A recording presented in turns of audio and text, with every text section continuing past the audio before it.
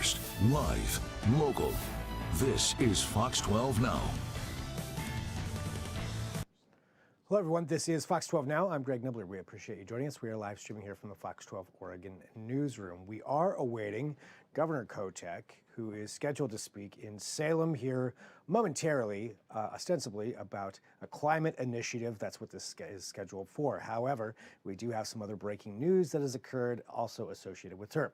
And that has to do with the National Guard, the 200 National Guard members specifically that were deployed to and around Portland to bases here that were the point of a lawsuit that is still going on, several different initiatives there that are still going on regarding the deployment of these troops by the Trump administration and the intent to send them into Portland to the ICE facility there.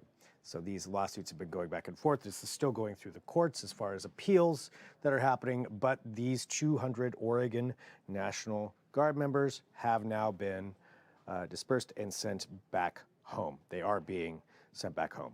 And this is after 50 days, it looks like, of deployment, and nearly 50 days anyway, since September 28th was actually when the deployment occurred, where they were at these bases around the area. According to Kotek and the Oregon Military Department, the estimated cost to state taxpayers for this deployment was roughly $16 million.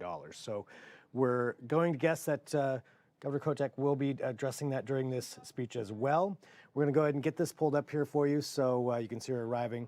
We'll listen into her now and see if she addresses that or end the climate. A few different sets of remarks. Start with the governor. We're going to move into Nicole Hughes with Renewable Northwest, Nora Apter with Climate Solutions, and finish it off with Tim Miller for Oregon Business for Climate.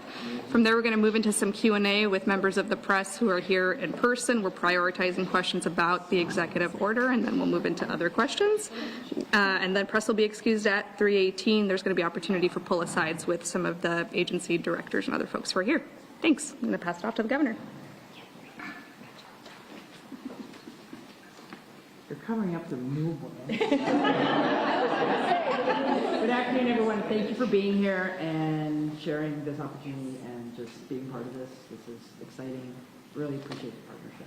So thank you, everyone. Well, good afternoon, everyone. Thank you for being here today. Oregon is facing an urgent challenge: delivering affordable, reliable energy to our residents while continuing to meet Oregon's climate commitments. The rising cost of living is hitting Oregonians' household budgets hard, so we must act effectively and prudently to protect ratepayers from increased energy costs while also building a more resilient, clean energy future. Oregon has set ambitious clean electricity and climate action goals through legislation like House Bill 2021 in the 2021 session. Now we must ensure that these goals are achieved in the most cost-effective way possible. That's why today I'm issuing Executive Order 25-29, which establishes clear accountability and coordination across our state government to meet the goal of affordable, reliable, clean power. This order directs all executive branch agencies to align their decisions, activities, and investments with the 5 least cost pathways identified in the Oregon Energy Strategy. This isn't just a planning document, it's our roadmap for delivering results efficiently and affordably. Good governance means clear lines of responsibility. My natural resources team will help me lead these efforts, but the directors of each state agency called out in the executive order, I think almost all of them are here today, if not all of them, they will be accountable for integrating these strategies into their programs and day-to-day operations. We simply have to do everything we can with the resources we have as effectively and efficiently as possible. This coordination is going to eliminate duplication, leverage resources effectively, and I think most importantly, ensure that taxpayer dollars are spent wisely. This executive order creates a framework for reducing carbon pollution through the most cost-effective approaches. Electrification where it makes economic sense, efficiency improvements that lower operating costs, and strategic clean energy infrastructure investments. By following the least cost pathways, we'll fight climate change while simultaneously improving grid reliability and lowering long-term energy costs for Oregon families and Oregon businesses. We can accelerate affordable clean energy deployment by streamlining permitting and project approvals, cutting the red tape that drives up costs and delays. We can do it through strategic planning for transmission corridors, which will ensure we build the right infrastructure in the right places, avoiding costly mistakes and delivering clean energy efficiently. We also need effective public-private partnerships, because with those partnerships, we will maximize private sector innovation and capital, reducing the burden on ratepayers while creating good-paying jobs. Smart governance means maximizing these partnerships to stretch every dollar further. There are going to be a lot of people involved in this. I'm going to start off by thanking all the Oregon's state agency directors who are committed to this coordinated approach. And I want to thank our private sector partners who understand that affordability and accountability must be central to Oregon's energy future. Through disciplined execution and transparent governance, we will protect Oregonians from rising energy costs while also building the resilient, clean energy system our state deserves and needs. And with that, I'd like to turn over the podium to our next speaker. We have several speakers, as Anka has mentioned, and I'd like to invite Nicole Hughes with Renewable Northwest to deliver some remarks. Nicole, I'll step back. Good afternoon. My name is Nicole Hughes. I'm the Executive Director of Renewable Northwest. We are a clean energy advocacy organization working across the Pacific Northwest. And our mission is to decarbonize the electricity sector by expanding clean energy.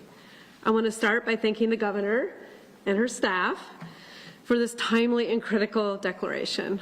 Oregonians are already feeling the consequences of delayed action on electricity infrastructure, most visibly through rising electricity rates. The growing threat of wildfire and extreme weather driven by climate change will only worsen the cost pressures and quality of life impacts. This executive order centers these realities and highlights important actions identified by the state's first energy strategy. The actions tasked to agencies represent a monumental step forward towards accelerating solutions that strengthen our grid, lower costs, protect our communities, and strengthen our economy. We are especially encouraged to see the Governor call for stronger alignment between Oregon's clean energy goals and state energy actions.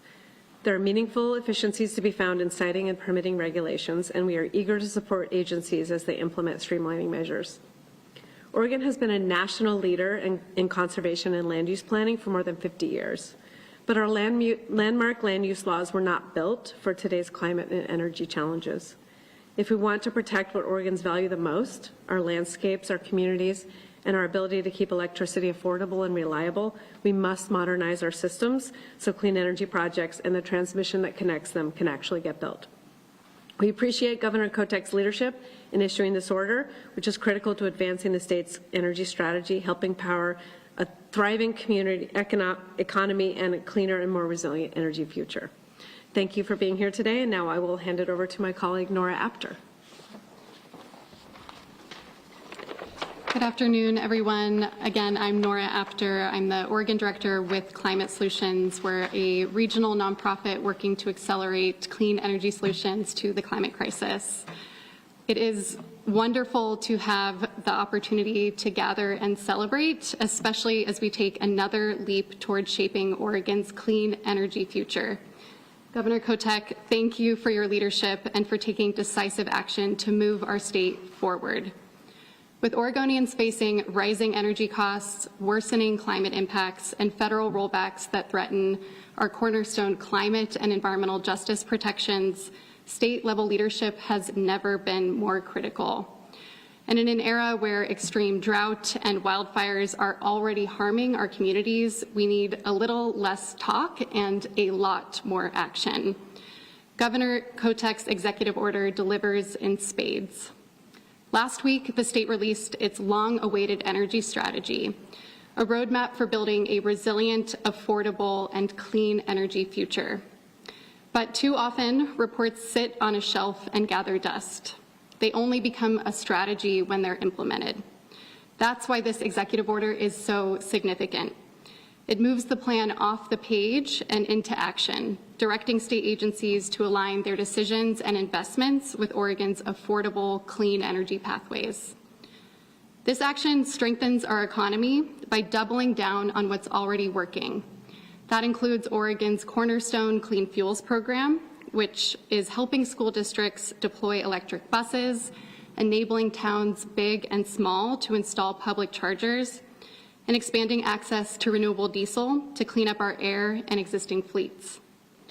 It also takes many actions to drive strategic electrification of buildings and vehicles, reducing pollution while saving families and businesses money. And it makes our energy system stronger and more reliable, enhancing grid resilience, expanding storage, and bolstering transmission to keep electricity affordable and dependable for every Oregonian. We can and must achieve our 100% clean electricity goals, and this order provides the momentum and focus needed to get there. Nearly 60,000 Oregonians already work in clean energy, from heat pump installers keeping our families safe in extreme weather, to line workers upgrading the grid for wildfire resilience. This executive order will accelerate the clean energy transition and create even more family wage jobs in construction, manufacturing, and operations. These are jobs that can't be exported and are powering both our economy and our clean energy future. This executive order sets the stage for continued progress and future legislative action to remove barriers and deploy solutions at scale. We can't do it alone. It will take all of us rolling up our sleeves to make our clean energy future a reality. But this is a decisive step forward and a demonstration that Oregon cannot and will not wait for federal leadership to protect our communities, our economy, and our future. Let's continue to lead, innovate, and create opportunities for all Oregonians together. Thank you. And I'm excited to turn it over to my colleague, Tim Miller, with Oregon Business for Climate.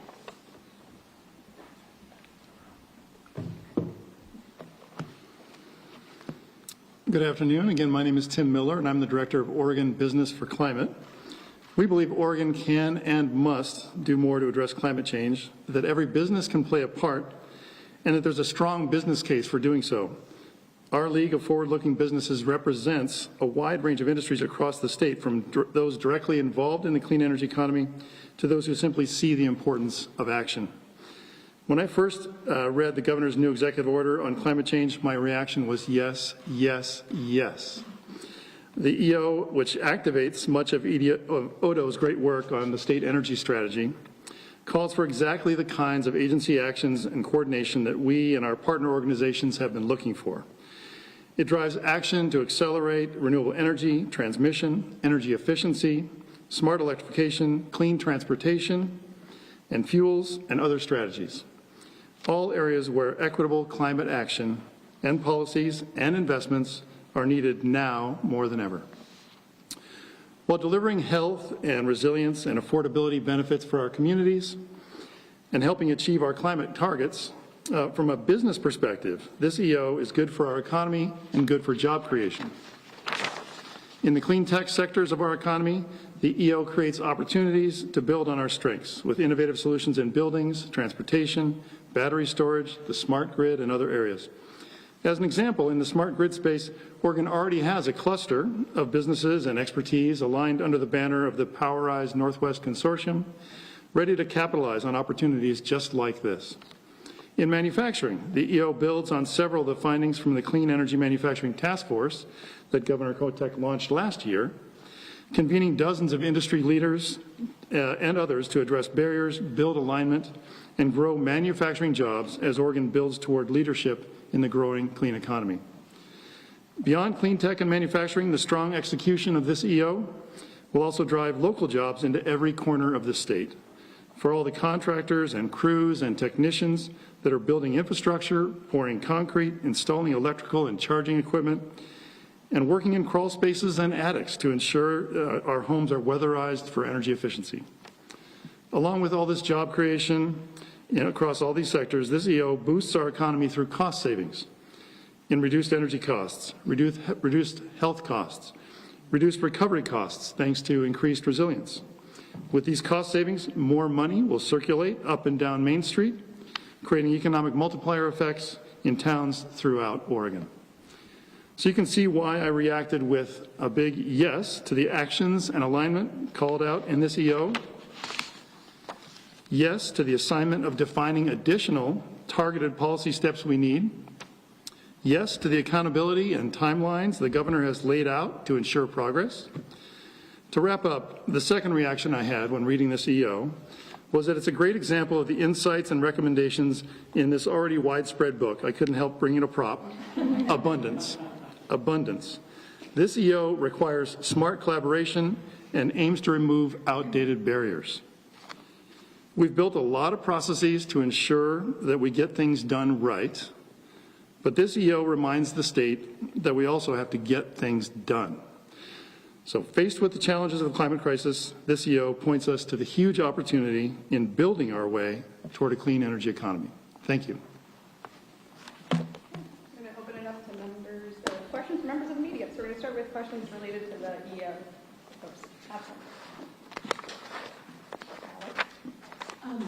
Is there anything specific you can point to with like citing permitting reform that people, those are like abstractions of words, like can you say in a year from now the process will be 5 times faster because today it takes 20 years for a new transmission corridor to be approved, something like real? Well, before I forget, I want to thank Nicole, Nora, and Tim for speaking, so thank you. It's a really good question.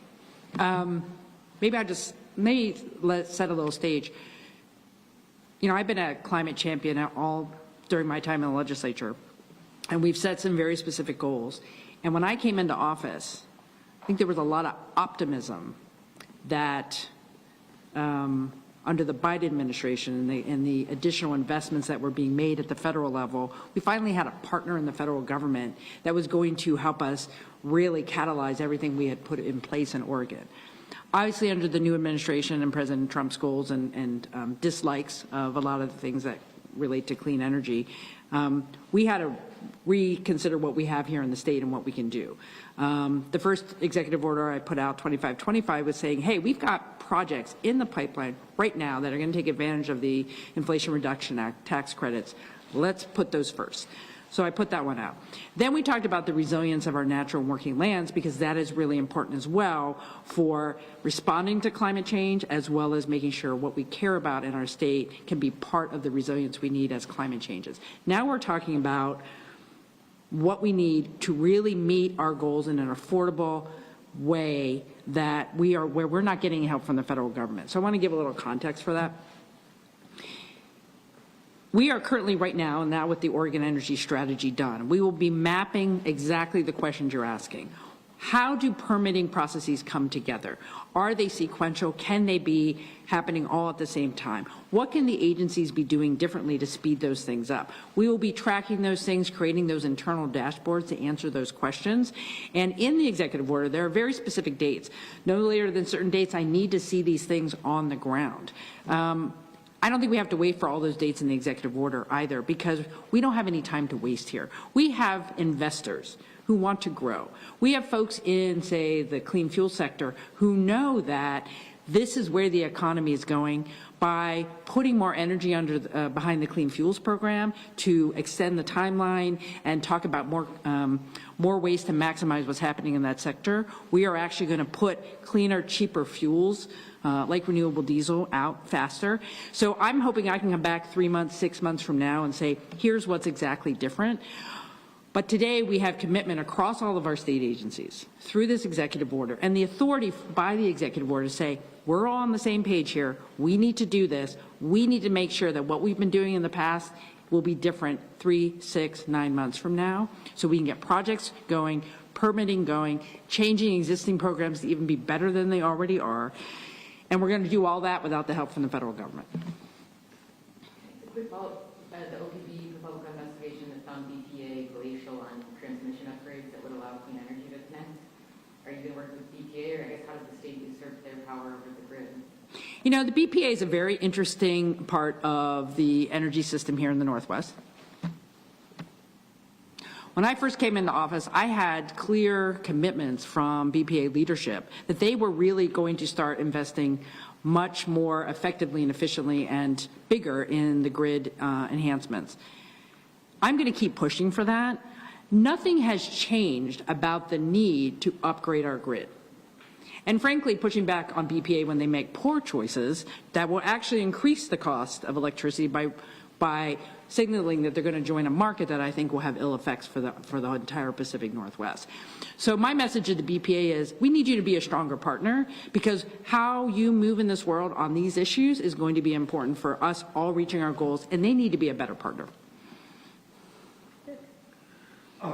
Governor, at 12:42 today, I received a essay from someone castigating this order before it had even been announced, saying it would increase gasoline prices, and it referred specifically to things in the order that the person had said. Did they say why?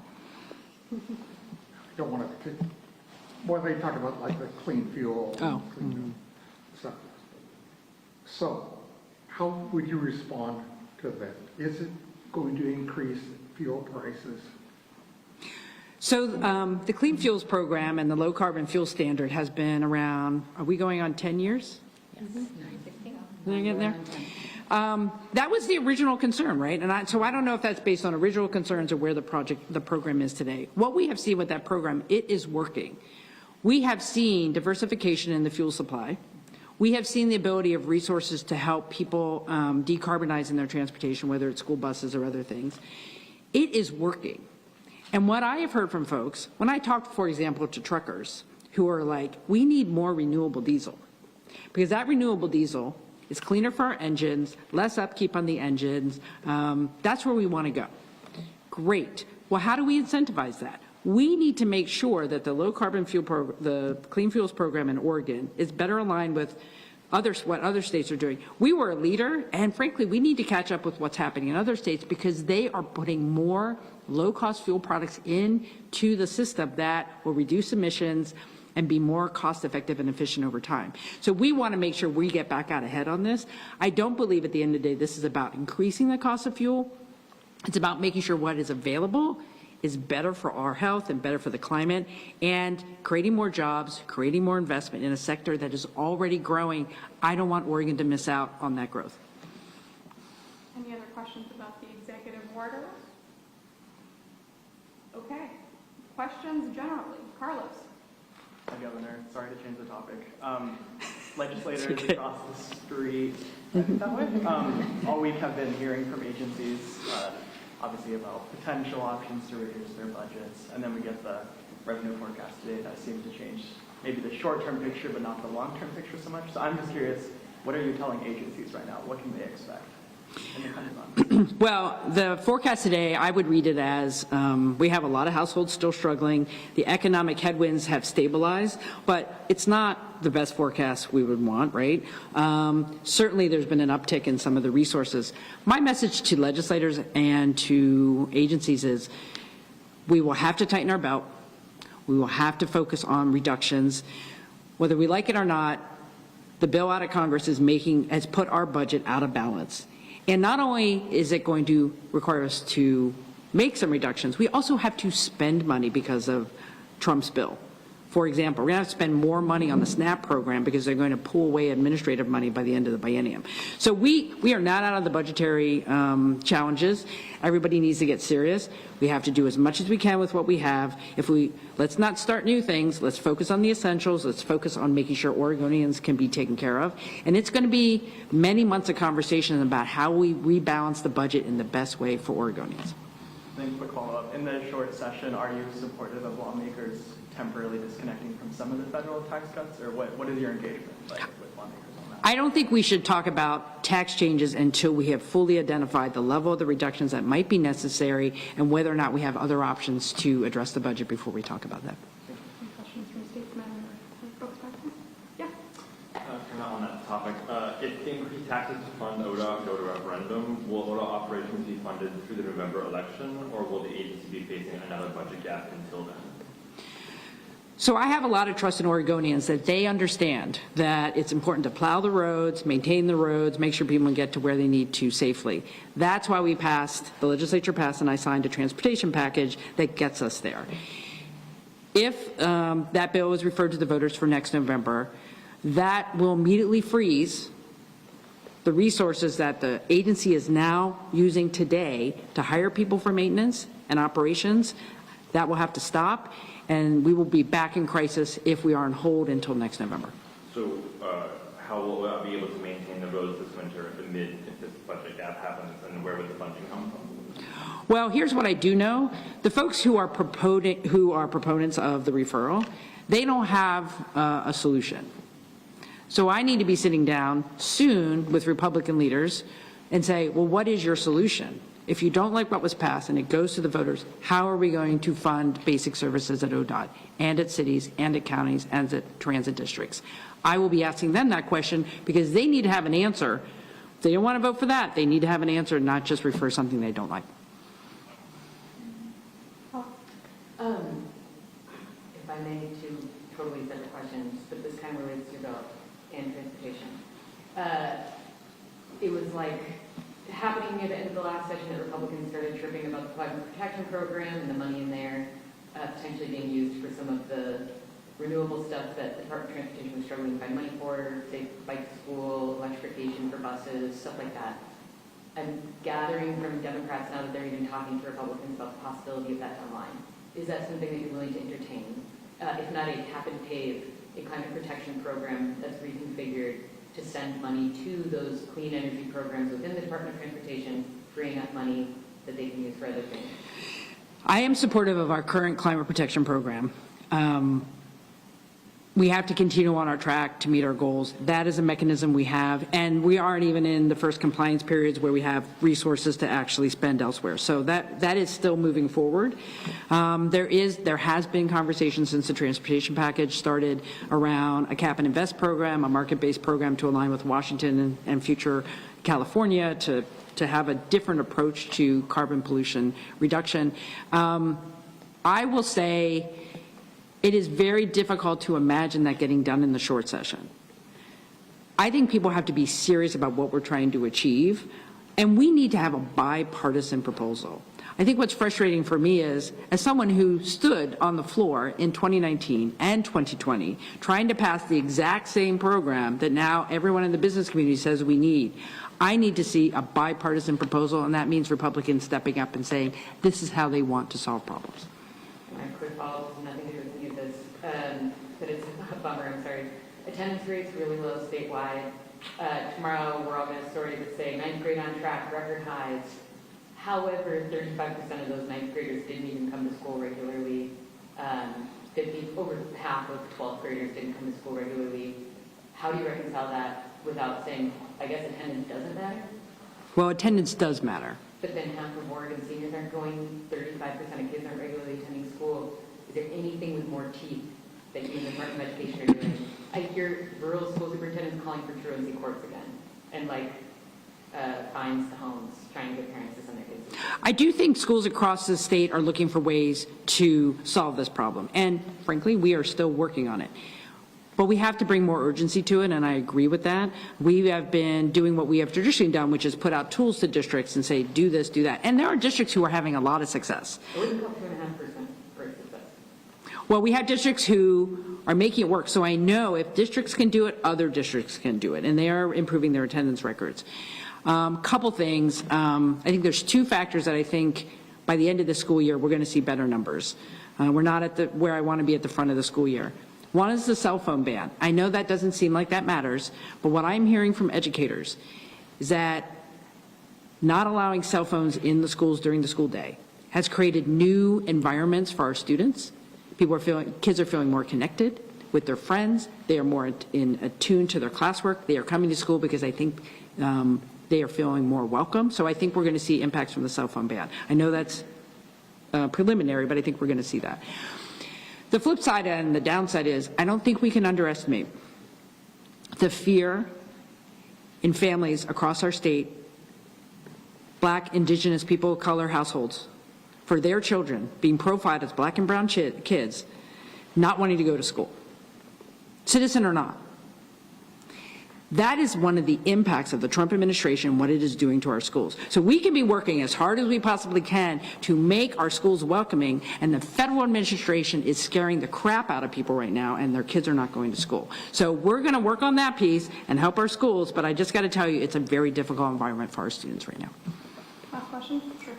Earlier today, you talked about the demobilization of the National Guard in the state. Do you have a timeline for this, or sort of a schedule for that happening? So I have an update if it hasn't hit everyone's emails by now, but so earlier today, we had verbal commitment from the Northern Command that all 200 Oregon National Guard troops were going to be demobilized and be going home. Now we're hearing they're waiting.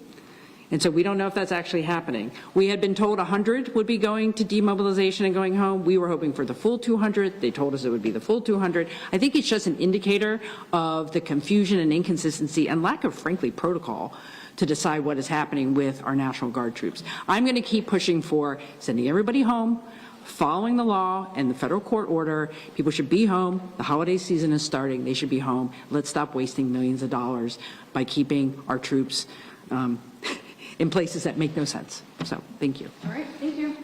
Thanks, everyone. And we have agency people for follow-up on any of the EO comments as well. So thank you. Appreciate it. Thank you, Governor. Yep. Good job.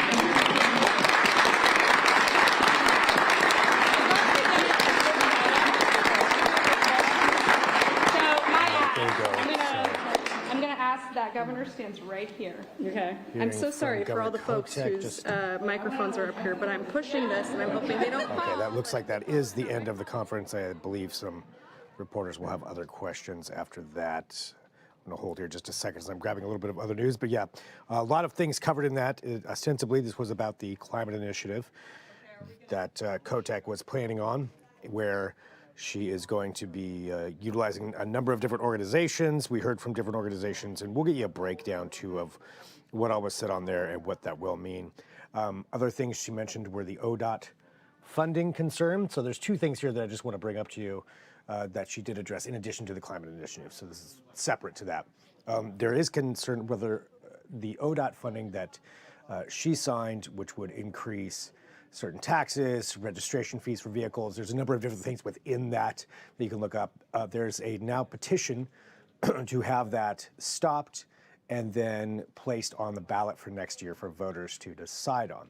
She said if that does continue on as the case, that would stop the funding, and that she's looking to meet with Republican leaders to find out to find those in opposition anyway. She said Republican leaders to find out what they would want to do and how they would want to fund ODOT in that situation. So a lot to unravel there, just relaying what she said regarding that petition that is going around and has received a number of signatures. We've got details on that at kptv.com. And then the other thing to address too is the National Guard troops. Now at the beginning of this segment, I said, and this is what we had heard, was that the 200 National Guard members from Oregon who were deployed to bases somewhere, at least mobilized rather, to ostensibly be sent into the city of Portland to the ICE facility, according to the Trump administration. That's what they wanted to do. There was a number of legal lawsuits that have prevented that from happening. However, those troops were still mobilized. We had heard the 200 were going home. And now, just at the end of that, she said that there's some different news, that she was unsure of this. So I'm looking here through this status. So this is coming from, let's see, Northern Command, U.S. Northern Command, and they said that 100 Oregon National Guard troops are conducting demobilization activities. So essentially, that would presumably mean that they are going home. However, another 100 remain activated in Portland. Our soldiers are conducting planning and training, but not engaging in federal protection mission operational activities. So it sounds like 100 of those Oregon National Guard members will still be deployed or working on this training. Another 100 will be demobilized. So this is the news that we just received ourselves, and that's where we're at. So I want to get that information to you. We'll keep you updated at kptv.com as soon as we find out more. But as of right now, that is what the Northern Command is saying. 100 of those troops going home, 100 staying.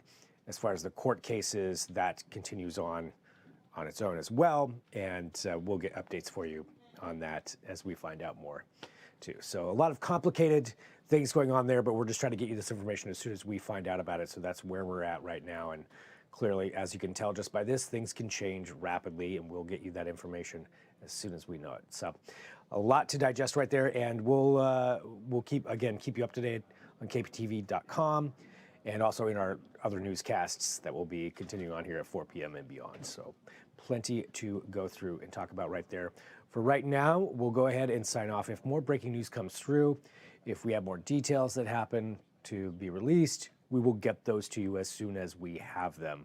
And I'll go live here on our website, YouTube, our apps, wherever it is that you're finding me right now. So thanks for doing so. We appreciate it. We do cover a wide range of topics here for Fox 12 Now. We're live from 1 p.m. to 4 p.m. every weekday. And we're able to come on here and bring you news like this as we get it ourselves. So thanks for joining us. We'll talk to you soon. I'm Greg Nibbler. This is Fox 12 Now.